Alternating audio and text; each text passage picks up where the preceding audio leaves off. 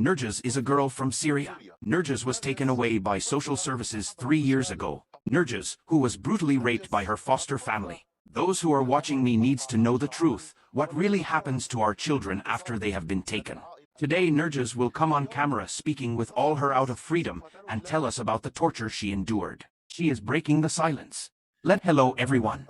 Nurjaz is going to tell us today about the real tragedy that she has experienced since she was taken away from her family. Maybe you are going to hear it for the first time in your life. You who are watching me, you who have had your child taken away from you, you must know what happens to our children when they are taken away by social services. Let us start with Nurjaz. Good evening, Nurjaz. Good evening. How are you? I am fine, thanks. And you? Thank God. I am well. I was very happy that you contacted me.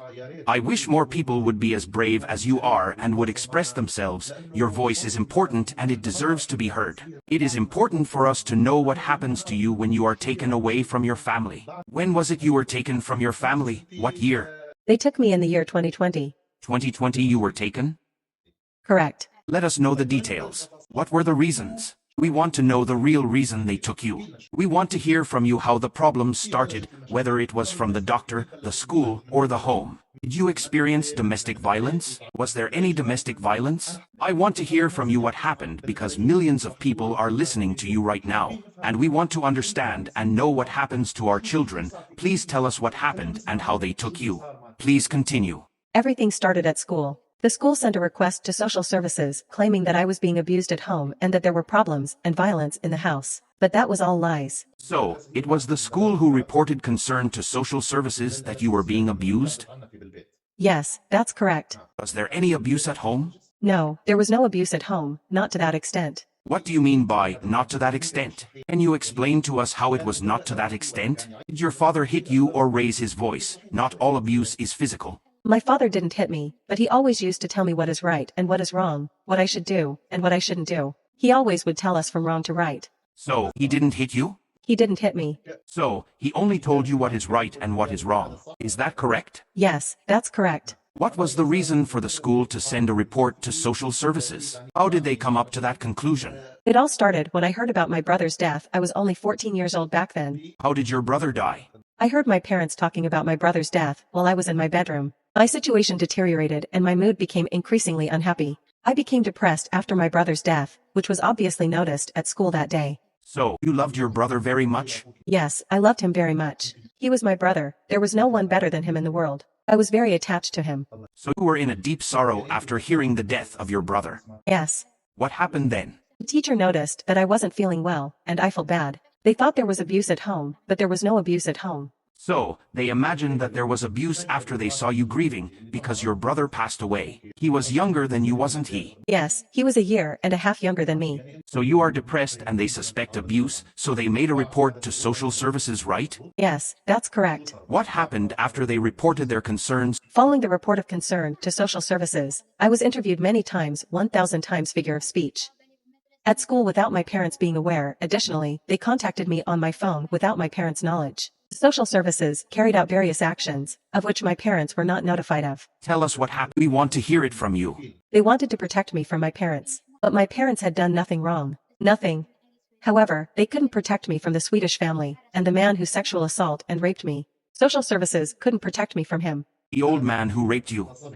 Yes. How old was he? He was 58 years old. He was 58-year-old. And how old were you at that time that he raped you? I was between 15 or 14 years old. Before we move on to this stage, Nurjaz, you shocked me. When social services were contacting you, you didn't inform your parents that social services were communicating with you while you were at school. I didn't want to tell them because I was afraid that they would take my sisters and parents away. I was afraid of social services. They really scared me. Where were you when you were taken? Where were you when you were taken? They took me from school. Without the knowledge of your parents? Without notifying them? On April 20th at 3 p.m., social services removed me from school. The teacher lied and made up stories. She warned me that something terrible would happen to me. What did the teacher say? The teacher told me to go for a walk, that I shouldn't be in class because my condition. She said, "Let's go for a walk." As we were walking, a car came into view.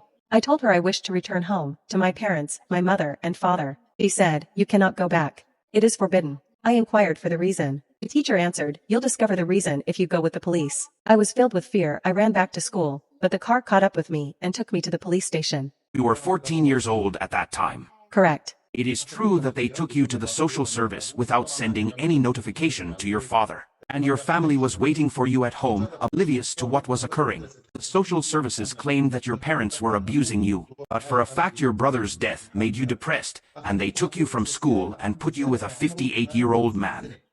Yes. Did he live alone? No, he was with his wife. How were you treated the first time in his house? How did you feel? Did you feel like my father or my family when you were there? First, I felt they were strangers to me. I did not know them and they did not know me. They were not like my brother or father. I was scared that day. You were very afraid when he started harassing you. When did you feel this person started leaning and sexual assault you?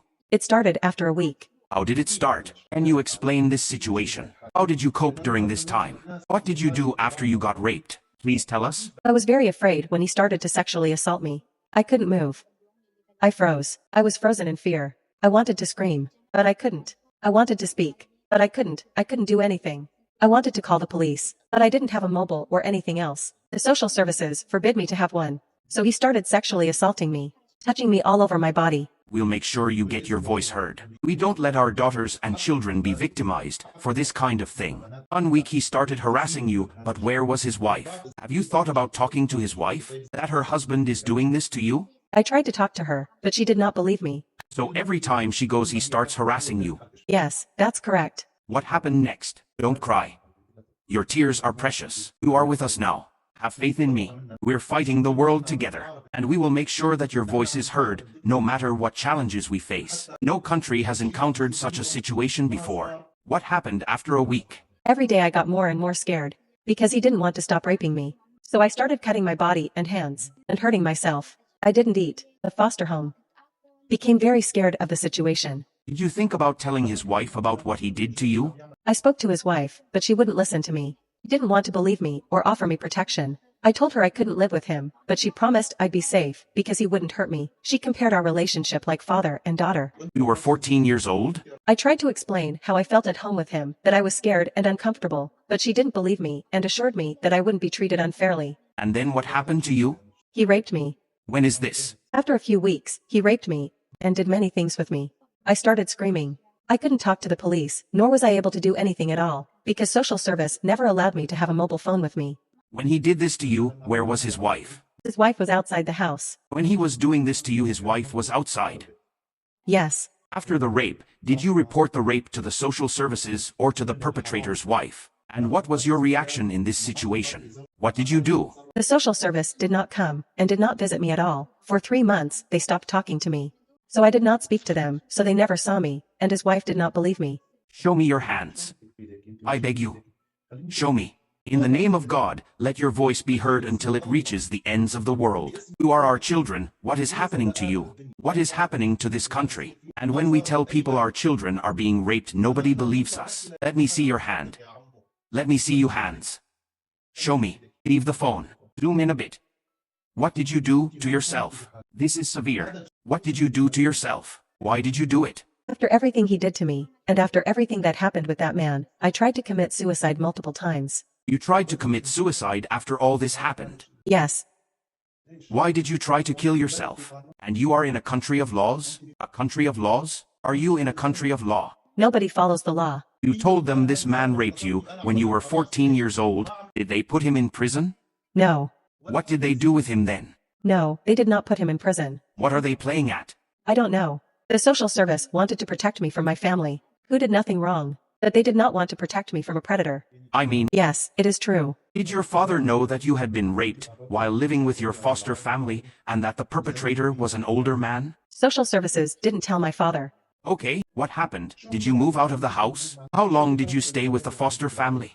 5 months. When did you speak to the social services? You took out your anger and injured your hands. When did they come and collect you? After 4.5 months, they moved me to another foster family, and I spoke to them about what happened. Did he continue to rape children? And the child Nurjas disappeared after she came out with an Arabic voice saying, "Your children are in danger.